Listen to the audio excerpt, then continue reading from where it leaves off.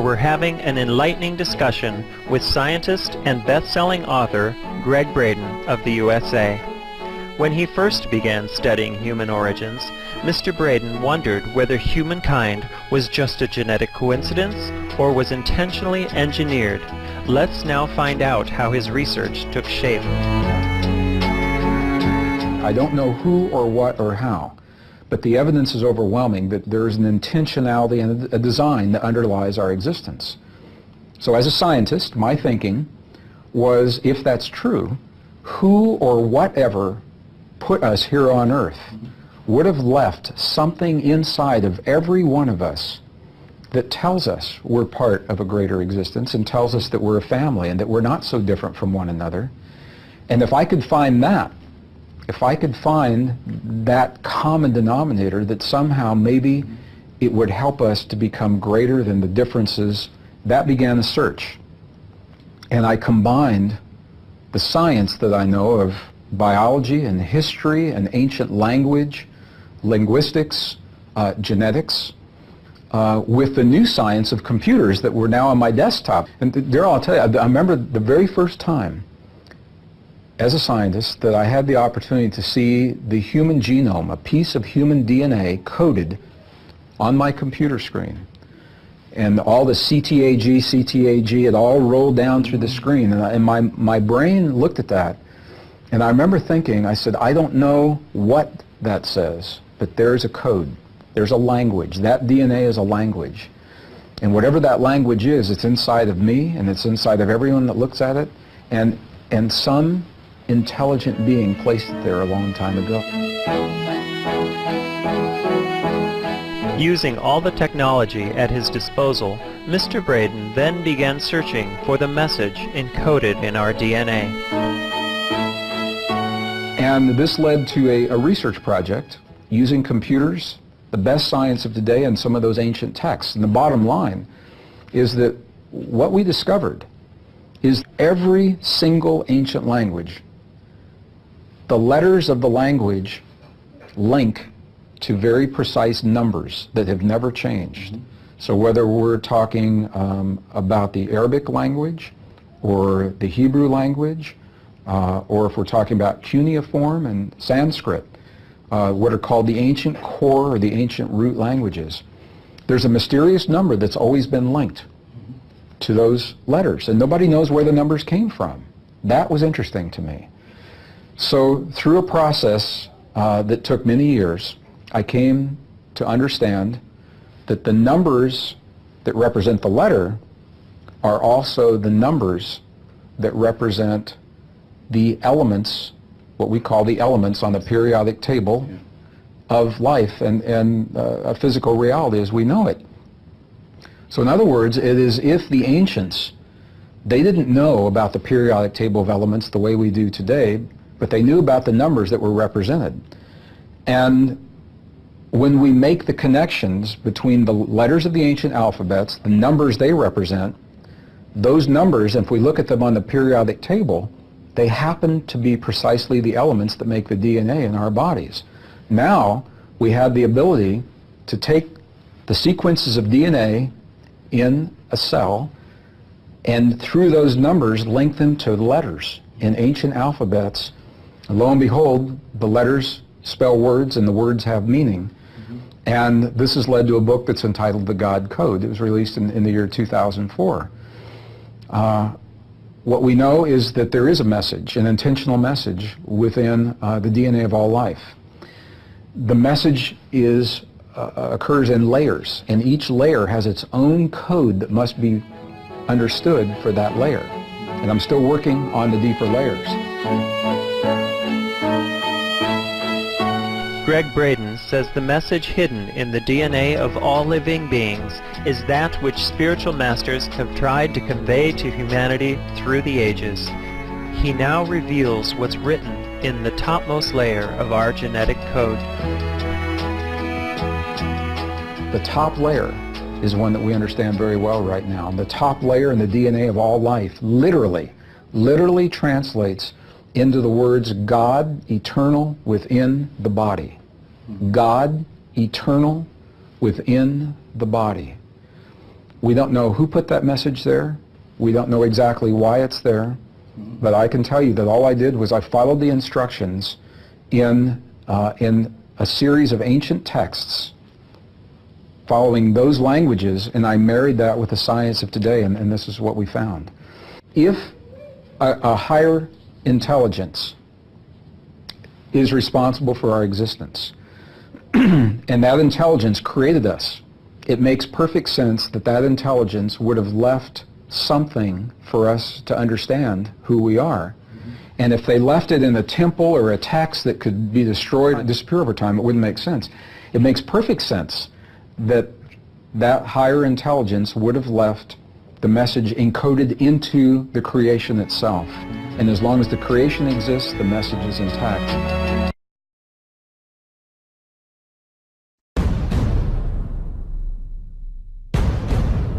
Harvard University discovers message from God in our DNA code. Researchers at Harvard University announced today that they have found what appears to be a message from God written inside the human genome. In a little explored section of non-coding DNA, a team of top geneticists discovered a 22-word snippet of ancient Aramaic in which God confirms his existence and his role in creating life on Earth. The stunning finding represents nearly irrefutable evidence of God's existence and his role in creating the process of evolution of natural selection. The message was discovered when researchers noticed strange mathematical patterns appearing within a certain section of the genome. For heaven's sake! We knew the patterns weren't naturally occurring, explains Charles Watson, the lead scientist on the project. But we couldn't come up with any convincing explanation for them. On a whim, we started cross-referencing the patterns with language databases, he explains, and we were shocked to find that the patterns corresponded to ancient Aramaic. Stunned by its discovery, the team contacted language experts familiar with Aramaic, the language Jesus Christ spoke in daily life. Entirely decoded, the message reads, "Hello my children. This is Yahweh, the one true Lord. You have found creation's secret. Now share it peacefully with the world." Yahweh is the biblical name for the Judeo-Christian God. The findings will be published in the journal Nature next month, and are expected to provoke the biggest scientific controversy since Charles Darwin published his theory of natural selection in 1859. This doesn't mean that the theory of evolution is wrong, says Watson. It's just incomplete. It seems that in reality the Judeo-Christian God actually started the whole process. And instead of just telling us about natural selection, he left a hidden signature that we could find 200,000 years later when we invented the right technology. It makes total sense really. Before this discovery I was a committed atheist. Now I'm a devout Christian. This is exactly the kind of proof I needed to ease my doubts. In addition to its profound impact on science, the news is set to revolutionize the world of comparative religion. I think the message clearly indicates that God wants us to coexist peacefully with fellow human beings, says Janice Taylor, a bishop in the Anglican Church. However, other Christian denominations have a different interpretation of the scientists' findings. Clearly this means that God is the one true God and that we should exterminate rival religions, says Frank Page, leader of the conservative Southern Baptist Convention. Now that we have truth on our side, I think it's time we start a new crusade.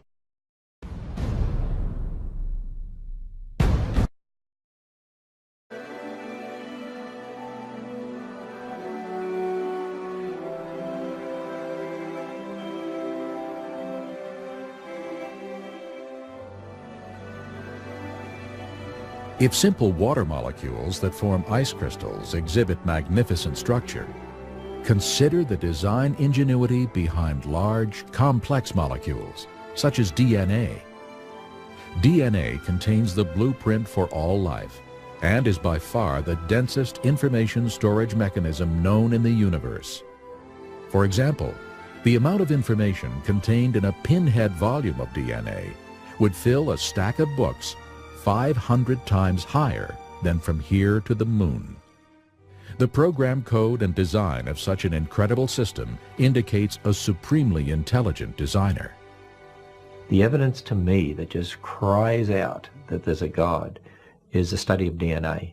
DNA is a very powerful, massive information storage system. In fact, DNA that makes up our genes actually is like books of information that's read by a language system. It's absolutely phenomenal. And scientists know today that languages, a code, only come from an intelligence, and information only comes from information. Nobody's ever seen matter by itself give rise to a code. Nobody's ever seen matter by itself give rise to information. And as you look at DNA, it actually cries out, in the beginning, God created the universe. We all begin as a single cell the size of a period at the end of a sentence. How does that cell know how to build a body with 100 trillion cells in it, thousands of different kinds, and each one of them is so complex, nanochemical machinery beyond our comprehension how it works, and encoded is the instruction manual. It's the manufacturer's manual how to build and operate every part of this incredible body made up of 100 trillion cells. Furthermore, DNA is a three-dimensional molecule that is self-replicating.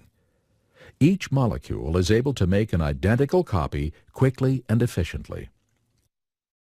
The Lord has even programmed DNA to detect and correct replication errors. These sophisticated capabilities far exceed man's means. God has created the DNA molecule in such a way that it is self-correcting. There are special proteins called enzymes that go up and down the DNA molecule looking for and making repairs on a minute-by-minute, second-by-second basis. God created us with a DNA code that actually has what we call editase or editorial type enzymes. Just as an editor reads a newspaper or a book looking for mistakes, so God has created special enzymes that go up and down our DNA molecule, repairing the mistakes in ways that are unbelievably complex. There are many examples in creation of things that demonstrate the biblical God. One would be in our very DNA. Our DNA has information in it. And there is a whole field of scientific study called information science, which studies how information originates, how it's transmitted, and so on. And one of the laws of information science says that information never originates by itself in matter, never spontaneously comes about. Anytime we trace the copying of information back to its source, it always comes back to a mind. And since we have creative information in DNA, that tells me that DNA comes from intelligence. It's not something that could possibly come about through millions of years of mutations and natural selection. That just won't work. Yet even the DNA molecule is simple compared to cells. All life consists of cells, and each cell functions as a miniature city. When we consider that a human body consists of trillions of cells working together as one unit, we should be in humble awe of our Creator's intimate care and perfect wisdom.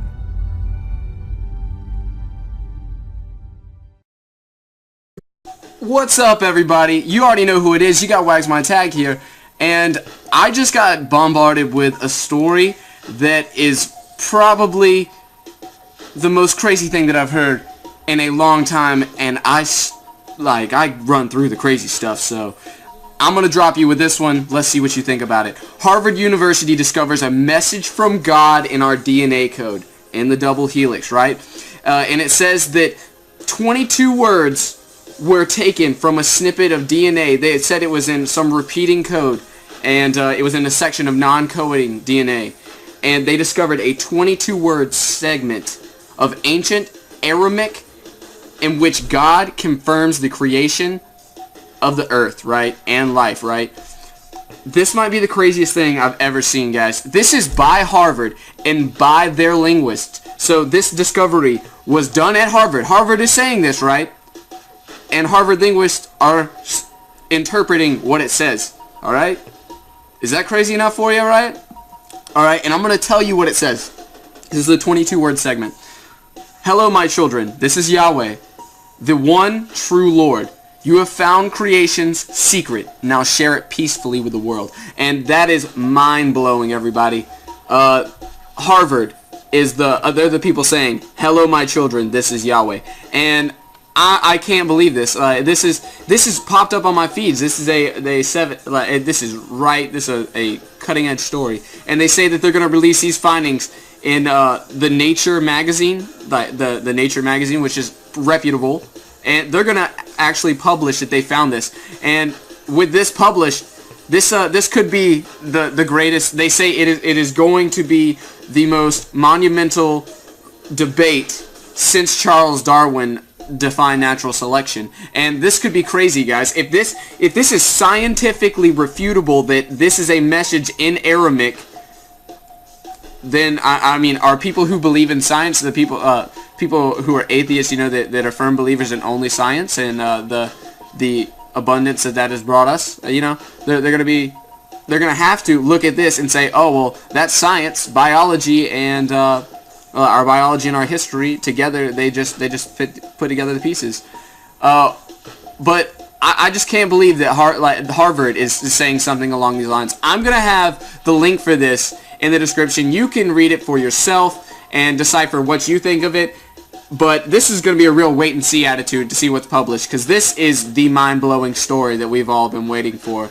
So if you like this video, I'm gonna keep up with it, see what's going on, better study into it, because this seems kind of fishy. But if it's real, it's Harvard. So rate, comment, subscribe, get at it. Peace, guys.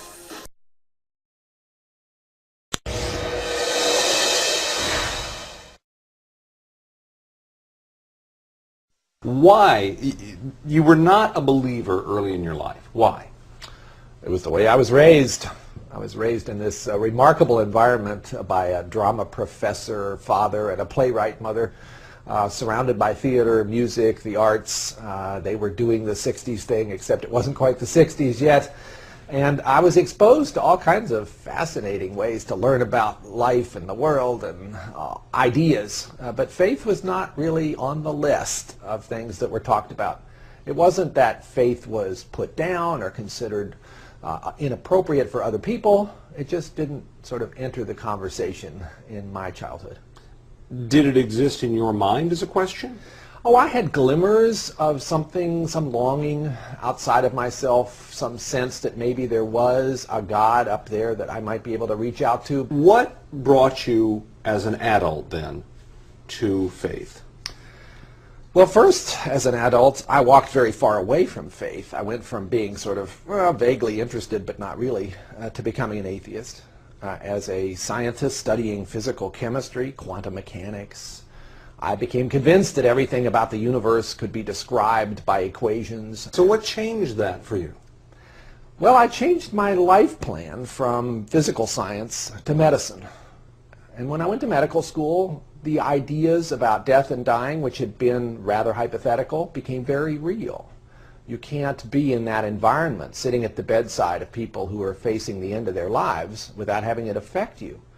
Did you set out to find God or to find that there was no God? I set out to prove that my atheist position was correct. I set out to try to find out what really were the rigorous arguments that I assumed were there that would rule out any possibility of God for a thinking person. You must have found many of them. I found some. Many of them were ones I had cooked up in my own mind. But the harder I looked at them, the flimsier they were. All of us human beings have a sense that there is such a thing as right and there's such a thing as wrong. What a curious thing. Where does that come from? If you were looking for evidence of a God who cares about human beings, not just a God who started the universe in motion and then wandered off somewhere else, wouldn't this be an interesting place to find him?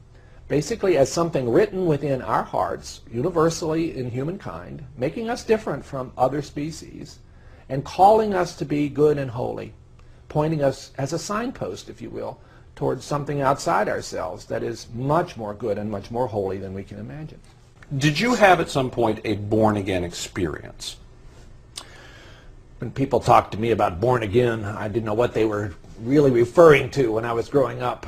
But yes, I did have a moment where I became a believer. I had struggled for 2 years with this debate within myself, gradually coming to the conclusion that belief in God was the most plausible of the choices, but that it couldn't be proved. And after many months of struggling with whether to make that leap, on a beautiful fall day, hiking in the Northwest with my mind a little more clear than usual because there were not the usual distractions, I felt I could no longer resist. And I became a believer that day in the sunshine, in the shadow of the Cascade Mountains.